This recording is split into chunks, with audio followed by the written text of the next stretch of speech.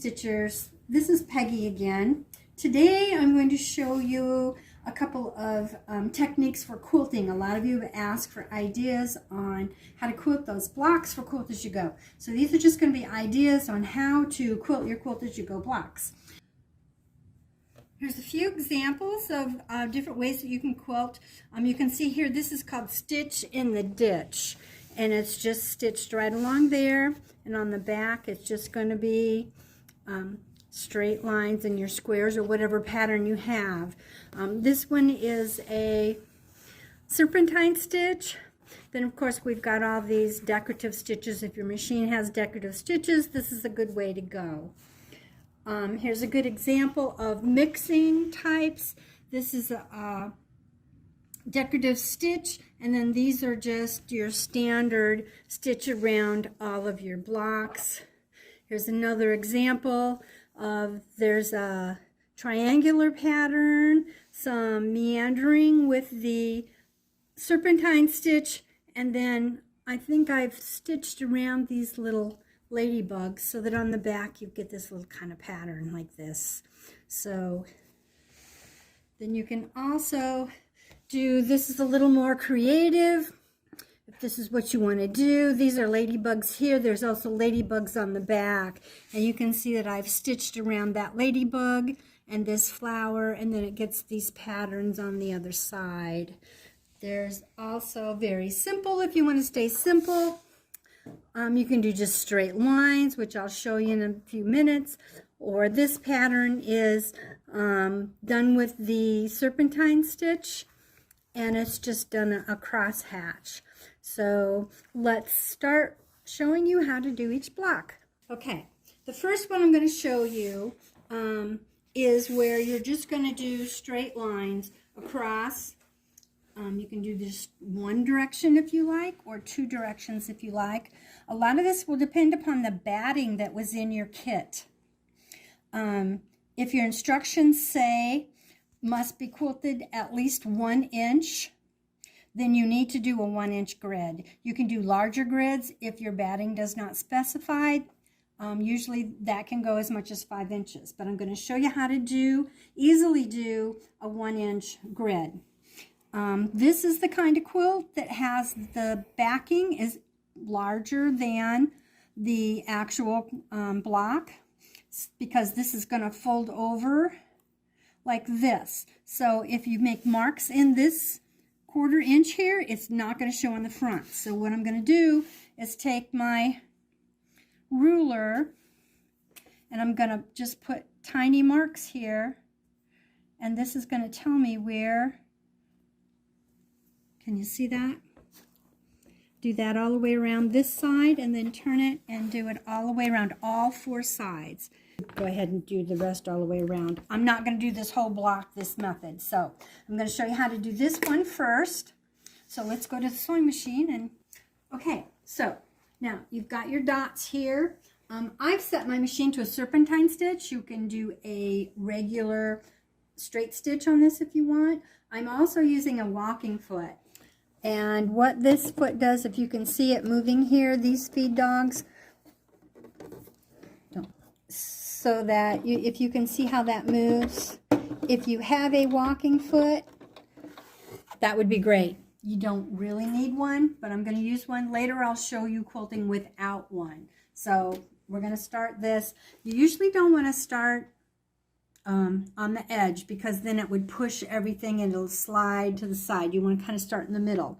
And if you see here on my machine, you can see I have a piece of tape laid across here, and then I've marked all these lines. These are all 1-inch increments, and then here I've got, for another project that I did, there's a 1/2 inch, and then these are 3/4 inch. That was for another project, but I've got them all marked on there, and you can see this is just a piece of tape that I can pull this up. I didn't actually mark on the actual machine. So once that I get started here, I can just hold this on that line and know that I'm staying on my 1 inch from here to the other side. Okay, so we're going to get started, and we're going to start right about down in the middle. I'm following this mark over here. That's keeping my line straight. See how that's staying right there? Now when I get to the end, this machine has an automatic lock when you start a decorative stitch, and then you just push this button and it locks your stitch on the other end. If you do not have that feature on your machine, you will need to back stitch to anchor these edges. And this time I'm going to line up with this next line over here and do my 1/4 inch in. Staying right on that line there. Stopping at a 1/4 inch and lock your stitch. Okay? Now, when you get that done, you can leave it that way with all of these, just straight line. You can see there, you can see on the back how that looks. And then if you want to do, you can do the crosshatch. If your batting says 1 inch, this will be good enough. You will not have to do the other way if you don't want to. Some people like the way it looks. Now, if you want to do a meandering stitch and you have the serpentine stitch on your machine, just put it in there. Pull that pin out. This was spray basted, so that it's not going to go anywhere. You start pretty much the same way. It's just as you go, you just keep turning it. I recommend a walking foot for this.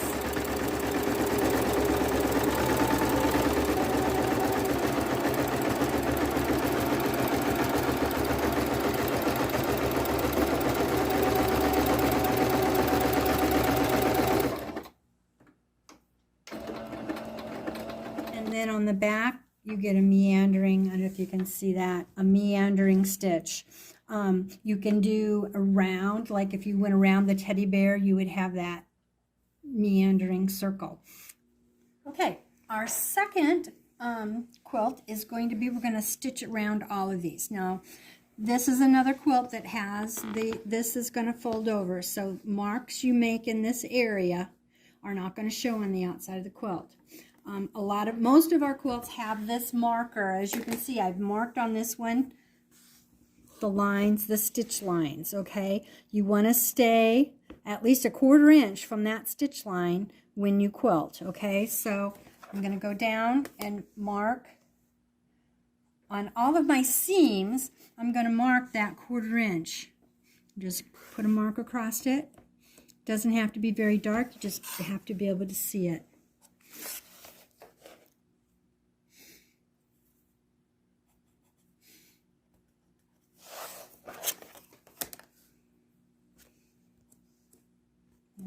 There. Okay, now let's go over to the machine.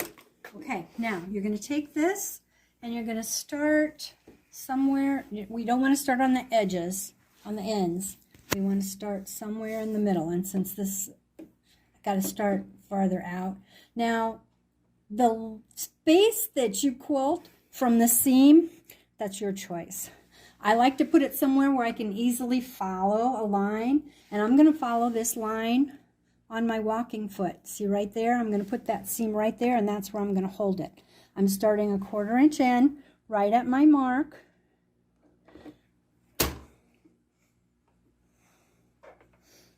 And I'm doing the serpentine stitch. And when I get to about a 1/4 inch from here, just going to turn it and see how it lines up.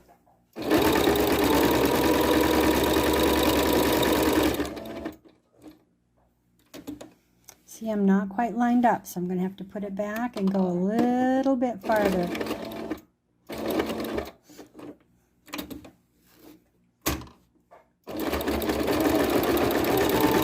Get to my mark, and I'm at my mark. I'm going to turn it and go this way.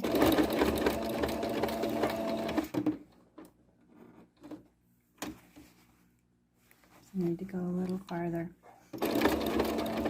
Depends on your needle placement. If you're doing just a straight stitch, this would be easier. I'm going to switch this to straight stitch. I'm and show you how it looks with a straight stitch.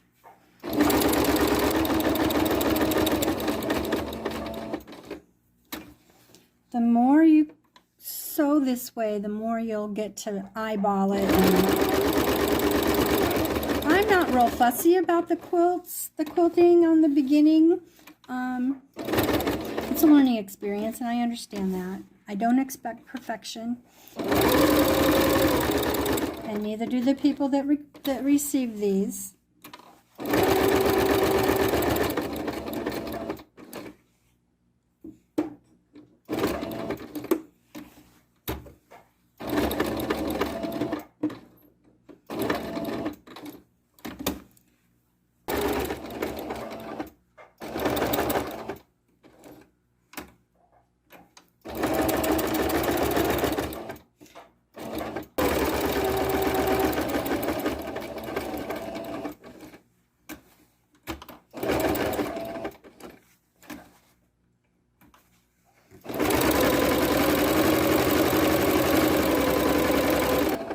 Okay, yes, I know I missed a block. You would just have to go in and do that block separately, but so that you get the idea of how this looks on the back, it gives it a better, rather than having a stitch end on the back, because when this is folded over, there will also be a line of stitching here, which will connect all the pieces. To where the back will look a little more consistent. Okay? Okay, the next method I'm going to show you is a quilt and construct as you go, all one piece. This particular block is for a quilt that is a different method of construction than the first video I did. The next video that I do will probably be the construction of this type of quilt. But I'm going to show you how to put these blocks together. If you can see, they are stitched together. As you stitch all the pieces together, you're stitching them right on the batting and the backing, all one piece. So the first thing you want to do, your pieces will be marked in your kit. They will be marked piece 1, piece 2, and piece 3. And this is piece 1, piece 2, and piece 3. Your backing and your batting. And is this one square? It is square, so it doesn't matter which way you go. Some of the blocks will be elongated. You will need to orientate, but since these are the same. Now, I just line this up. Make sure that you're covering the corner, and you're just going to pin this piece in place. Then you're going to take your second piece, going to put right sides together. Make sure you line up with the edges, and you're going to pin that there.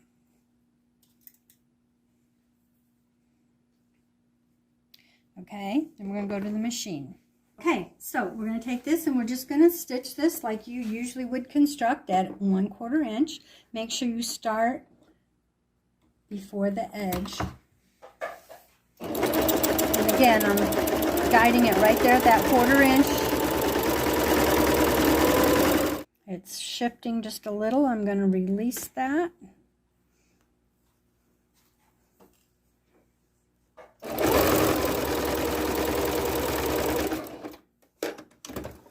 Okay, now we're going to go to the ironing board.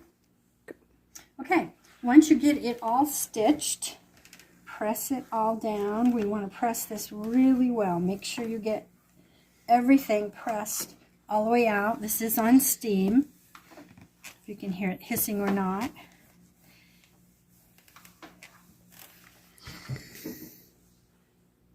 So that there's what the back looks like. Okay, then you're going to go to the cutting table. Okay, at the cutting table, you notice I didn't trim all my little threads because you don't need to, because it will all get trimmed off when you trim up your block. I usually cut these blocks a little bit bigger to accommodate for shrinkage or slippage or whatever. So we're going to trim this off. And this side.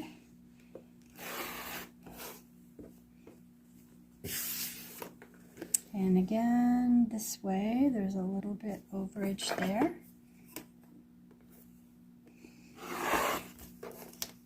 Oops.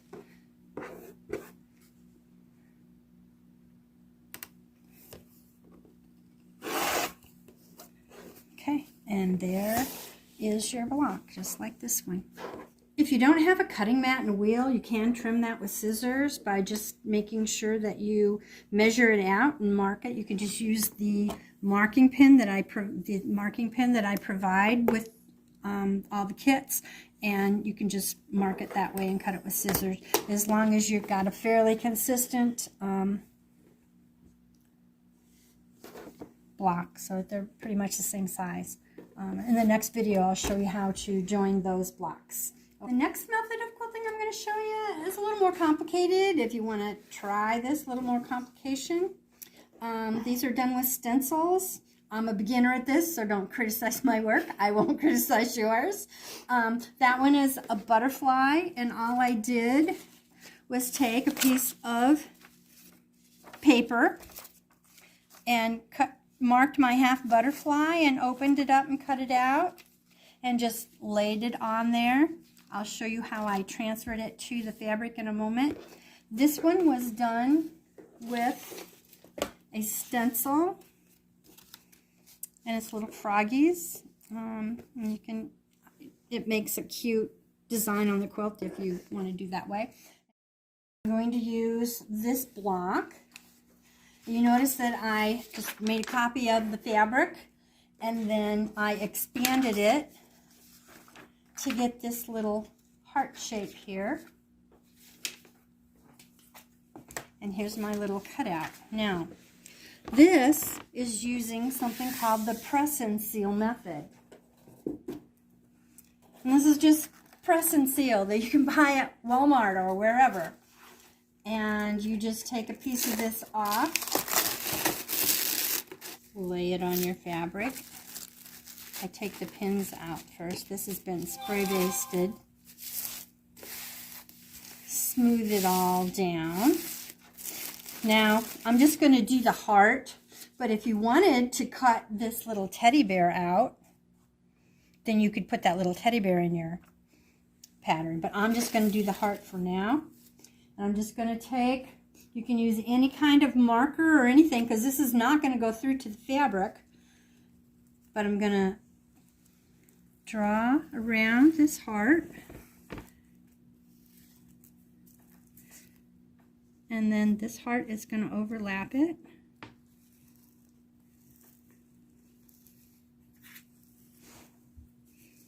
and then this heart's going to overlap that one.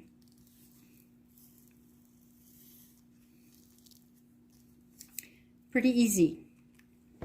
Okay, let's go to the machine. Okay, now you've noticed that I have changed my foot. This is an embroidery foot, and it's clear so that I can see where I'm going on my pattern that I've drawn. You can use the walking foot, but it's more difficult to see what you're stitching on. So I'm going to start on the middle heart. I'm going to start in the middle. I'm not going to start at that point because I need to do the back stitch and I need to lock it in. So and then I'm just going to follow the line of the heart.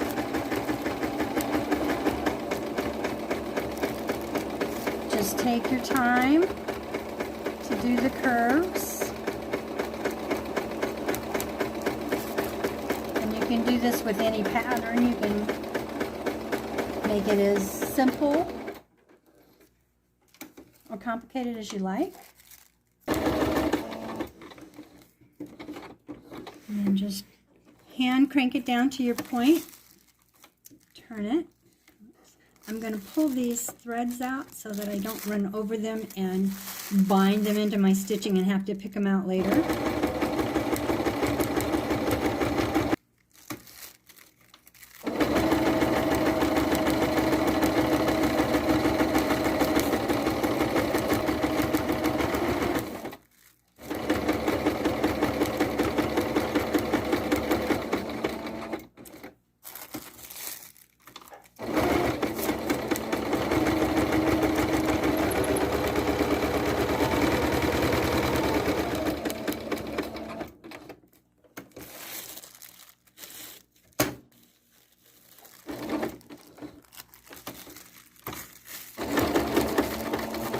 And you can see that it's bunching up just a little bit there. So if you just, I can use my scissors. I'm just going to kind of push it up there a little bit. It'll like maybe release the pressure a little bit and then just smooth it down. You don't want to tuck as you go over into the curve.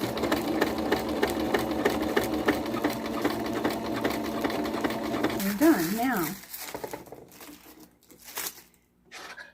I'm going to clip all our edge little strings here.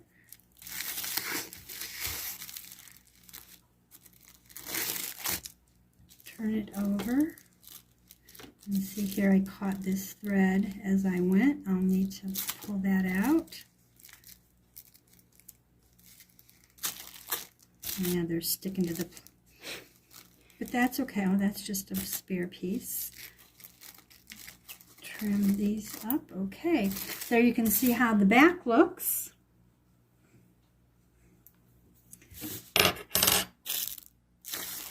And then this,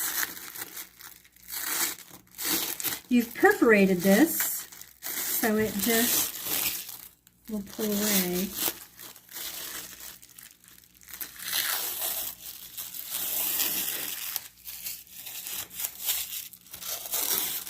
Okay, now you still got the plastic down the middle, and I usually take just a pin and just kind of till you break it, and then it'll pull out too.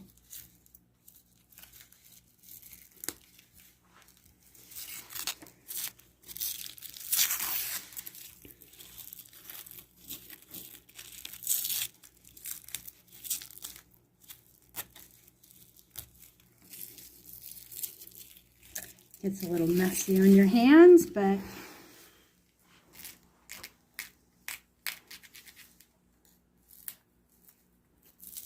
again, when I'm quilting, I would do all my blocks up. I would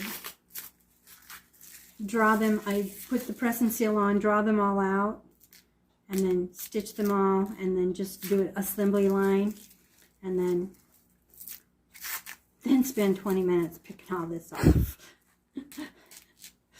Or if you want to do one block at a time, that's fine too. However you want to do it.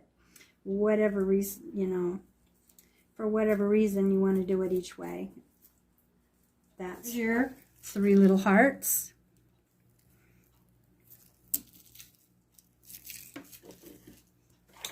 So we just finished this design. Now at the shop we have a couple of these, not a lot. They're just templates that have been donated. This little frog one that you just lay on the press and seal method, draw through the little template, and then this shows you the direction to quilt it through. If you can see that, it gives you the instructions. We have a couple of different ones of this, and we've got like this one's a flower where you would trace out that flower and then pull it up and trace out that flower, so they have a double flower design. Or you can design your own butterflies, flowers, whatever. Some people like to do whatever fits the motif of your fabric. So that's it for today. Enjoy. As always, if you have questions, feel free to text or call me. My phone number is 219-716-5003. And I'm usually available, but if I don't answer, please leave a message, and I will see you in the next video.